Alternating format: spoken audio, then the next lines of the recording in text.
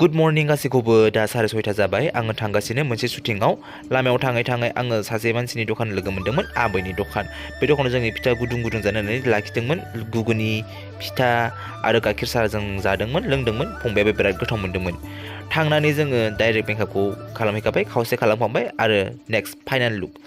आङो हानायमानि मेकआपखौ थाब थाब खालामनो ट्राइ खालामदोंमोन नाजादोंमोन मानो होनबा मेकआपआव बिराद टाइम लायो नालाय टाइमा लस जायोब्ला जोङो शुटिंखौ लाजोबनो हाया जाना फैयो बेनि थाखायनो शुटिंनि मेकआप आर्टिस्टफोरा जेसे हायो एसे थाबनो फोजोबनो ट्राइ खालामनांगौ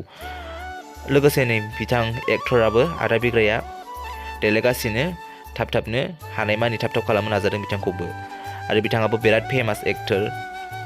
लोगोसे नै सान्दुङाबो बारा जालांनायखाय नै दा जों शुटिंखौ स्टार्ट खालामबाय बेनि सिगां मोननैसो टेक लादोंमोन नाथाय आं बे टेकखौ आङो लानानै नोंथांमोननि थाखाय दिन्थियाखिसै मानो होनबा आं माखासे ब्रेकफास्ट जानायफोराव बेस्थ'मोन नालाय दा नै बिथांमोना बिराद एनार्जेटिक डान्स